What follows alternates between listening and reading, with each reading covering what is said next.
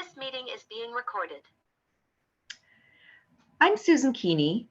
We live on King Avenue and have since 2006 in an old Victorian fixer-upper. Aren't they all? I love our house with all its dings and creeks, and I love this neighborhood. I also would love to see us become Columbus's next historic district, not to preserve it as a museum, but to steward it to the next generation to enjoy. Now, this is a later recording of the Zoom talk that we had as a neighborhood on March 31st. We thought it might be helpful to have this available to share with those who could not attend. So let's start the presentation with a discussion of our district boundaries and where those are exactly.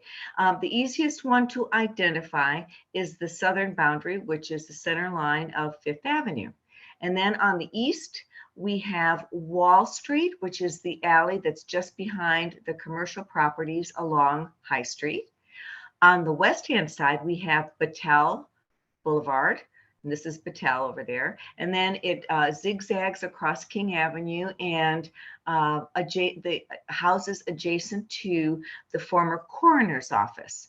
Then when we get to 8th, it's a little more complicated. It starts along 8th, but then it zigzags around the buildings that are owned by Ohio State. This is the Mershon Center. It goes down Neal, and then behind the properties that are on the northern edge of King Avenue. So this is our, it's not quite, a straight line or a simple box, but the boundaries were determined along with guidance from the planning department and our preservation consultant. So that those are our potential boundaries. So we should probably start with a discussion, a little bit of history. This is not the Keeny family. This is the Dennison family. And we probably want to begin with talking about the two women who are our namesakes, and that is Ann Dennison and Elizabeth McMillen. The name of our district, the Dennison-McMillen Historic District, derives from them. Now, Ann Dennison, pictured here with her family, was married to William Dennison, who was a former Ohio governor, a senator, and a postmaster general during Lincoln's administration.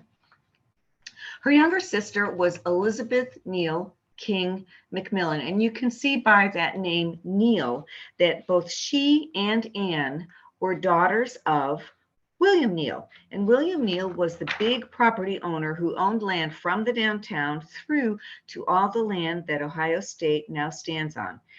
And the girls, both Anne and Elizabeth, inherited properties in what is now Dennison Place, the Circles, and Necco.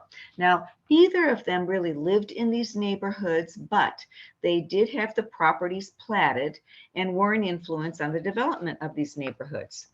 Local legend has it that it was either Anne or Elizabeth designed the circles, but this is really more of an urban legend. The thought is that they were mentored by Frederick Law Olmsted, who was the premier landscape architect at that time. He's the designer of Central Park in New York City, and certainly, he may have influenced the sort of picturesque development of the circles, but there's really no documentation that either of these women actually were involved in the planning and design of these particular neighborhoods. The layout is probably attributed to their attorney and developer. His name was James Lauren. But certainly these women did right by the neighborhoods, and they were, and our neighborhoods were shaped by them. So this is how the neighborhoods developed. These are from the old based maps that you can find in the downtown library. And first, it was the Dennison Place edition that was in 1875, and you can see roughly it's pretty much the same as the neighborhood is today. This is High Street, and this is Neal over here, Fifth Avenue down below. Then in 1888 was what's called the Dennison Park edition. And this is, as you can see, was what really included the circles. If you look closely, you can see that there are 6 circles. These two to the west have long since gone. They were acquired by the Battelle Institute when they wanted to expand, and they were actually demolished along with many houses. And that was most unfortunate. All we have left now are these 4 circles. And it's particularly sad because at this point, Battelle really doesn't need that property. And in fact, they've tried to divest themselves of land. So it's unfortunate that we lost these, but this is the Dennison Park edition.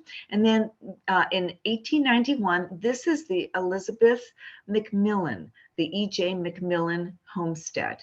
And this comprises what is now mostly the Necco neighborhood. Here's King Avenue over here, and then the Ohio State Properties and Coroner's Office to the west.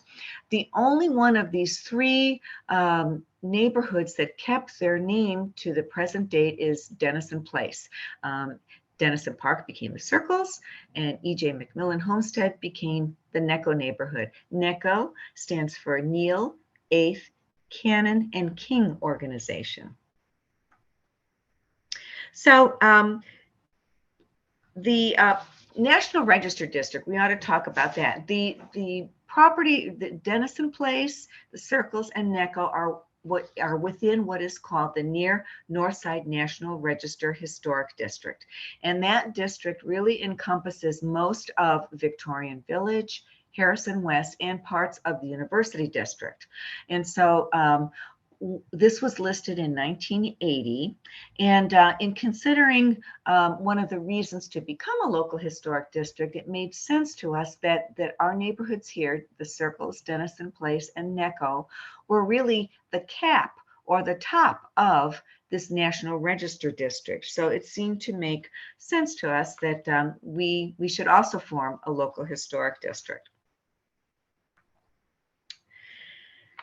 So the process actually began quite a while ago, and one of the reasons for the designation, one of the themes became that we were considered one of Columbus's earliest streetcar suburbs. What you have pictured here is a horse car number 141. It was one of the last horse cars purchased by the Columbus Consolidated Street Railway Company.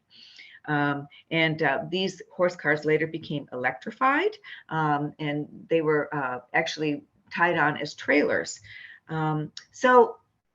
What is a streetcar suburb? So a streetcar suburb, of course, is a residential development that occurred where the streetcar extended. So everything along those streetcar lines encouraged development. And the first of those lines extended from the downtown to Fifth Avenue. And that was in 1865. In 1876, the line then was extended from Fifth all the way up north to Arcadia. These suburbs, were planned in a way that the downtown wasn't.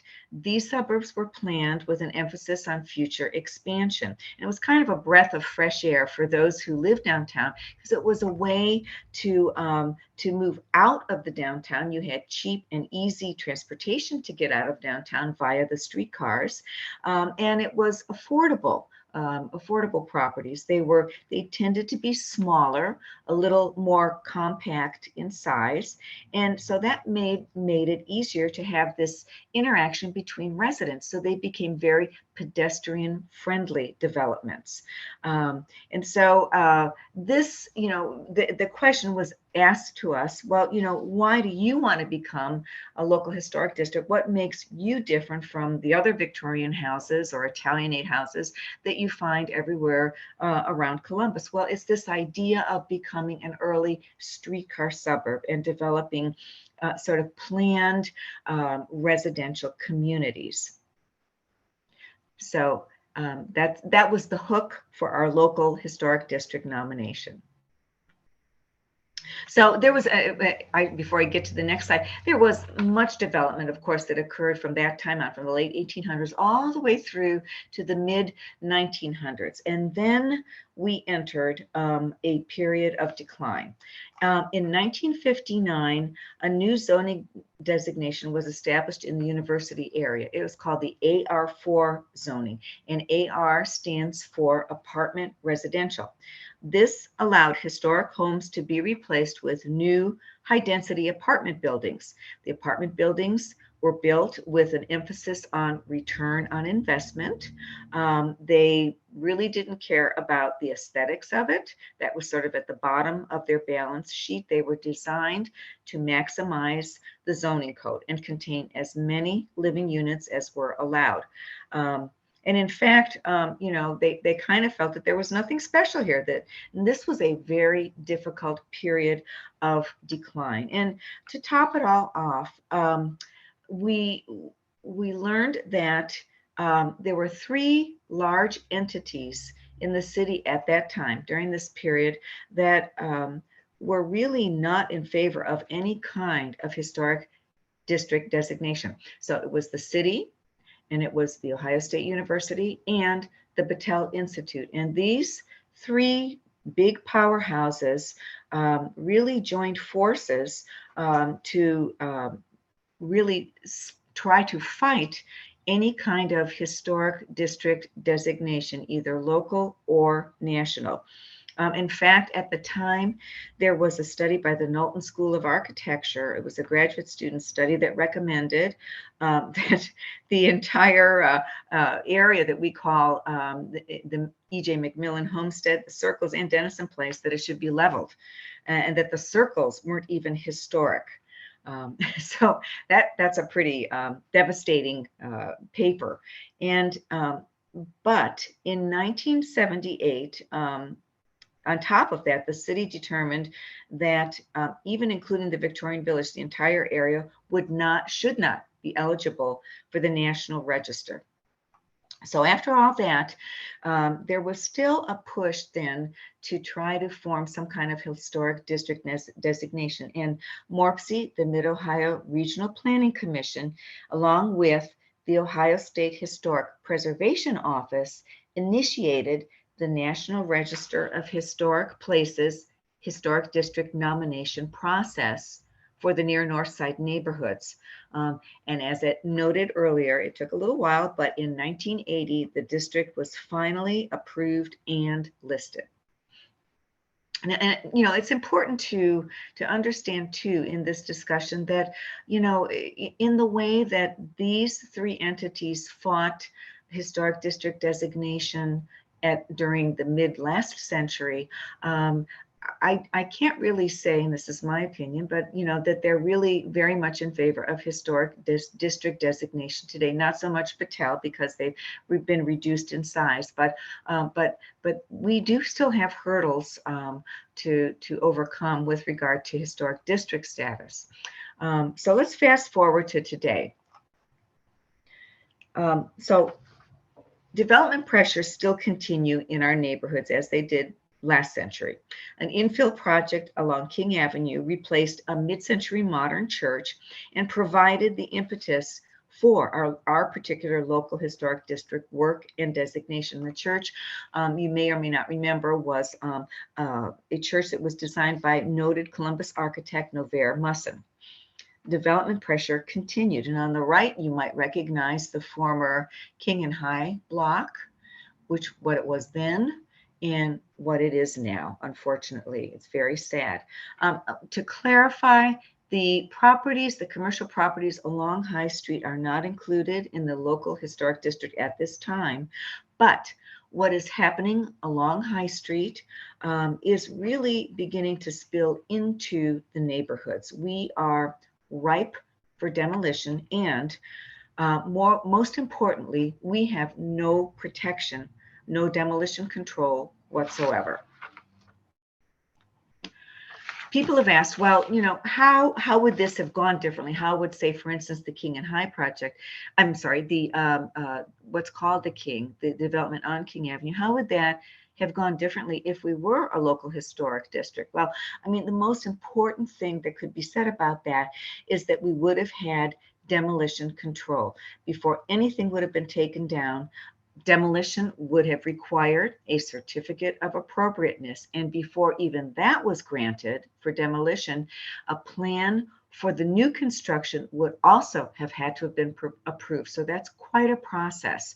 And it would be approved for design and also complementing character to the neighborhood. So there would have been, it couldn't have just been torn down and a vacant site left until they decided what was going to go in its place. All of those buckets would have to be determined before anything could proceed forward. So that is a really good safeguard. Now, what we've done to date then, this is, we have accomplished certain things in the 3 years that we've been working on this, which includes our COVID little respite. We have hired a preservation consultant, and we were able to do that because we won a grant from the city, a certified local government grant that allowed us to hire Rory Krupp from Owens Eastlake Corporation. They did the research. They did a building survey on hundreds of our buildings. They actually wrote the nomination, and it was edited back and forth, and finally passed on to the city, which approved the nomination. In other words, the whole reason for our being a district, the borders, all of the research, that has been approved. So what's left to do? Well, what we have left to do is that we need to have a strong majority of the property owners to approve the district. We have to demonstrate that support, and the city has said we must have 75% of the property owners to approve this. We are much more than halfway there, but we're not quite there yet. But after we reach that level, then it goes to city council, where it receives a final vote. So now you look at some of these buildings over here, and you might not consider them necessarily worthy architectural examples. We've got like a nice little terrace apartment, but it's okay. We've got a very nice American Foursquare. We have a number of those throughout our district. They just really are very lovely. They have wide front porches that engage the street in a very pleasant way. But then you have some very ordinary infills. This is a 1920s infill on a split lock. And you can say, like, well, why are these so important to include? Well, back in the late 70s, when the city and OSU were kind of anti-historic district, a well-known architectural historian from Columbia University named James Marston Fitch was consulted to evaluate our area's eligibility to become a historic district. And Marston encouraged us to persevere in our preservation efforts. He really pressed for the preservation of vernacular architecture. He said it didn't have to be high-style architecture to be worthy of saving. And in fact, Jane Jacobs said of this particular historian that what Marston Fitch did is he made people understand that whole districts, even with a few undistinguished buildings in them, were worthy of preservation and appreciation. So why else would we become a local historic district? Well, we want to understand and appreciate that our neighborhoods are worthy, all of them, that they're not meant to be kept in amber. We're not a museum, but we want to respect and preserve the character of what's here, the scale, the diversity of building types, of architecture, the human scale, the front porches, that provide that back and forth interaction as you walk down the street. And we have row houses, we have individual houses, we have Victorian with lots of gingerbread. We have, just a variety and a diversity of architecture. The porches, we are a porch community, and what that does is it also provides a measure of safety because it provides eyes on the street. Again, that interaction between pedestrians on the street and the residents. So that's an eye that translates into safety and stability. And we also have had a community that has some celebrated residents. Like this house on Carey Street that was the residence of famous artist Roy Lichtenstein. And you might know that he has an exhibit ongoing at the Columbus Museum of Art. He lived here when he was a student at Ohio State, and he had his studio space in here. So we do have some fame to recommend us as a historic district. But practically speaking, what's it like living in a historic district? Well, first of all, you can't get a building permit without first getting a certificate of appropriateness. And the certificate of appropriateness is for exterior changes only. Now, some things can be staff approved, like colors and roofing and all, but it's mainly meant for exterior changes. You don't need a certificate of appropriateness for interior. The other thing to remember is that no one can be forced to make those changes. You don't have to have somebody coming by to say, well, you need to paint your house, a more appropriate color. That's not going to happen. The guidelines only kick in, as do current building codes, when you start to make exterior changes on your building, on your house, in terms of maybe an addition or repairing some structural damage, things like that. Once you start touching the exterior of your house, then the guidelines kick in, as do the current building codes. So the other thing about that is that we must remember is that, and I think that this is a protection, and I can't emphasize that enough, and it's that all demolitions must be approved by the Historic Resources Commission. They have to have a certificate of appropriateness. In the city now, current law states that after 60 days, anyone can tear down any structure except when you are in a local historic district. Now, the one thing that historic district guidelines don't approve or disapprove on are zoning changes and variances. Those still go through the city, but the Historic Resources Commission, as other commissions, can recommend on zoning changes. Zoning is the law. The historic guidelines are just that. They are guidelines. So let's talk a little bit about the current zoning in our district. Most of our property, as I mentioned, zoning is the code, or it's the law. Most of our properties in what is called R4 zoning category, that's the residential 4 category. We have a few commercial and institutional nodes, but most of our district is residential. So what that means is things like there is a 35 maximum height foot limit. You need to perhaps so much green space behind your house. And for our R4 zoning, it's a 20% of the total lot must be green space and landscaped. But the other thing to make note of is that within our district, R4 means that within a single building, you can have up to 4 dwelling units or 4 apartments. So in other words, a building can be torn down, and in its place, something that contains 4 apartments can be built. Now, of course, you have to meet all of the zoning requirements, but as we know, zoning regulations can be challenged when you make variance requests, and oftentimes those variance requests are approved. One of the things that I wanted to show you is that even though we have a majority of our properties are already built, we still have some properties that are ripe for development. This is a property that's on 5th Avenue. This one is at the corner of Pennsylvania and 6th. It is a side lot that is a part of this parcel. And then this one, of course, is the commercial property that's at Highland and 5th. Now, right now, there's no movement on that, but I will tell you, as former zoning chair, we had been approached by developers inquiring what can be done, what can be put on these particular vacant pieces of land. And I can tell you that they weren't single family dwellings. So I mention this because, you know, it is important to note that there still are many opportunities for development in our neighborhoods, and we have no demolition control.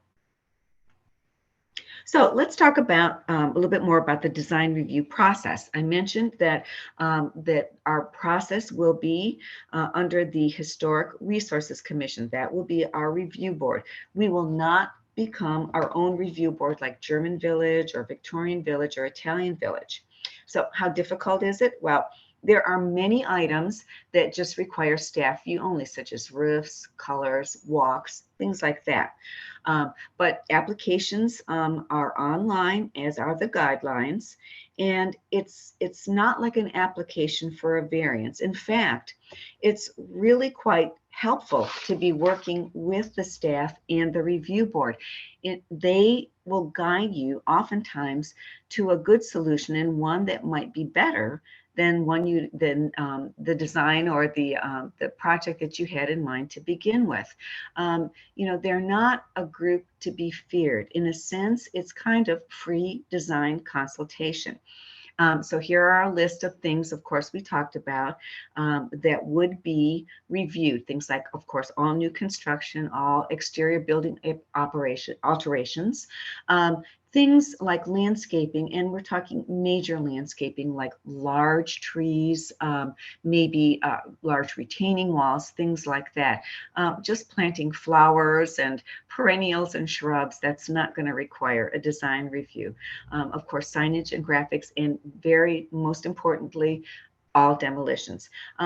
Some of the things that, as I mentioned, are merely recommendations, not approved by the Historic Resources Commission, are the variances, lots bits, change in use. If you have a project that does require design review, then in-person reviews are conducted at the Michael B. Coleman Center downtown. It's a very nice building. And online, they have all of the schedules and the ways that you can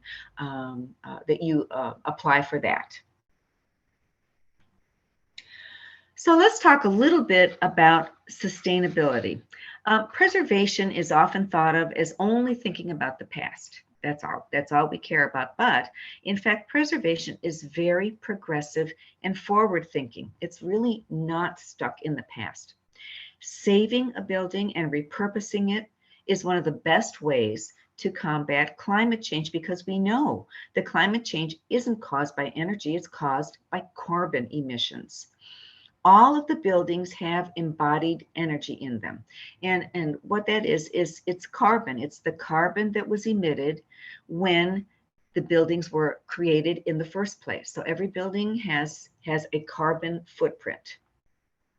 So why would we recycle a tin can, yet throw away an entire building? This is especially significant if you think about the amount of new construction that's going on now. We have currently, the statistic here is 6 billion square feet of building per year, and we are demolishing 1 billion square feet of building per year. That's 1 billion square feet of embodied energy. And just to know, in the large scheme of things, how much impact buildings have on the total global climate change, buildings account for approximately 40% of carbon emissions annually. That's a huge amount. And one more statistic to note is that, excuse me, that we are on target to double the current square footage of building stock globally by 2060. And so considering that, it really would be criminal to ignore existing building inventory as an opportunity for reuse and for combating climate change. So really, saving an old building is doing something good for the environment. So we really can't move on to the future, I think, without respecting where we came from. We have to have a good base to begin with, and maintaining our historic building fabric really gives us that strong base, and it also creates stability in our community. We know that a lot of property values are absolutely stabilized. If you look at German Village or any of the others, the property rates really don't go down. They don't necessarily rise at an exorbitant rate, but we know most importantly that they remain stable. And that's important for creating community. It also promotes a sense of place, neighborhood pride, and this connectivity that we so desperately need these days. As you mentioned before, preserving a building, the other way to look at it is really the ultimate in recycling. We really have to respect what came before us in order to move forward. And that means that, we're holding on to these properties for just a short moment in time. We are trying to be the best caretakers that we can for them so that we can move them on, steward them on to a young new generation that will learn and appreciate and grow with them. They've lasted for decades already. With good care, they will last for decades more. So those are some final thoughts that we have on this. The actions that we would ask of our community is that if you haven't signed our consent form already, please do. And if you would like to get involved, we would love to have you as a volunteer, and we will have some forthcoming information that we'll send out to the community. Above all, thank you for being such good stewards of our neighborhood to date. I mean, and this is just a sampling of some of the beautiful buildings that we have around our neighborhood that have been cared for so well. We really do have a community to be proud of. And this quote is one of my favorites. Preservation is making opportunities for contact with our shared heritage, and that is the glue that holds us together. If we need anything these days, we need community. Now, I hope this has prompted some positive thoughts about becoming a local historic district, and also open the door to questions. Please don't hesitate to contact us anytime with any questions. My email is listed down here, as well as Tim Sublet's. Please contact us anytime. These are our homes. You know where we live. Come knock on our door. We thank you for your time, and we look forward to working together to become Columbus's next local historic district. Thank you. Okay, Chuck, I'm done.